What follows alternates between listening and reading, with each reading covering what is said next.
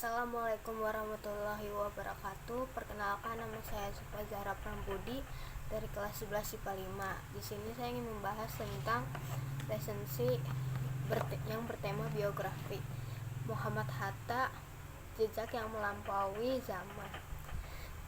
Jadi buku ini ditulis oleh Arif Zulfikri pada tahun Februari 2017 dan diterbitkan oleh Kepustakaan Populer Gramedia. Dan untuk halaman berjumlah 185 halaman. Jadi buku ini adalah buku yang berisi tentang perjalanan Muhammad Hatta.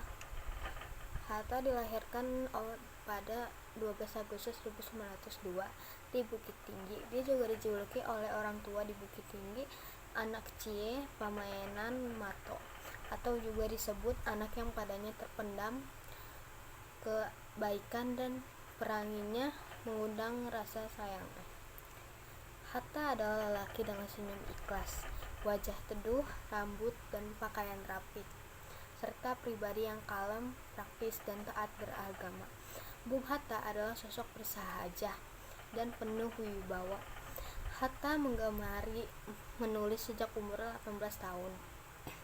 Sebelum masuk ke universitas, di sini kita bisa tahu bahwa Hatta adalah sosok yang menggemari membaca, juga menaruh minat pada sastra. Ia menguasai bahasa Melayu, Belanda, Inggris, Jerman, dan Perancis. Karena sangat mengemari membaca, saat dibuang di Tanah Merah, Bovendigul, ia membawa 16 peti buku untuk dipelajari. Nama Bung Hatta juga diabadikan sebagai nama jalan di Belanda, Muhammad Hattastraat. Setelah itu ada biografi penulis. Biografi penulisnya itu Muhammad Arif Zulfikri itu dilahirkan di Jakarta pada tanggal 17 Desember 1978. Pada tahun 2004, penulis menyelesaikan pendidikan S1 di Teknik Kimia UGM, Yogyakarta. Lalu pada tahun 2006, penulis menamatkan program studi S2 di Universitas Muhammadiyah Jakarta. Kemudian program studi S3 diselesaikan pada 2011 dengan jurusan Ilmu Lingkungan di Universitas Indonesia.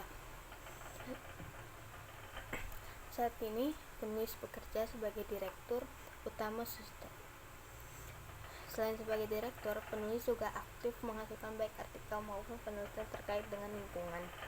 Penulis menjadi narasumber untuk beberapa pembuatan peraturan daerah yang berkaitan dengan lingkungan. Misalnya, Perda Pengelolaan Air Tanah, Perda Fasos dan Fasum, serta lain sebagainya. Untuk kelebihan bukunya, buku ini disajikan dalam kemasan dengan nuansa tempo lama, gambar-gambar yang menarik, dan juga yang paling penting adalah jadi adanya tanggal di beberapa foto. Jadi kita bisa mengetahui kapan kejadian tersebut diabadikan. Dan kekurangan bukunya ada beberapa kata yang kurang saya pahami sehingga sulit dimengerti. Dan untuk kesimpulannya, demokrasi dapat berjalan baik menurut Hatta jika ada rasa tanggung jawab dan toleransi di kalangan politik. Sebaliknya, kata dia, perkembangan politik yang berakhir dengan kekacauan, demokrasi yang berakhir dengan anarki yang membuka jalan untuk lawannya. Kisah Muhammad Hatta adalah salah satu dari 4 cerita tentang pendiri Republik Soekarno, Hatta, Tan Malaka, dan Sultan Syahrir. Jadi di buku ini juga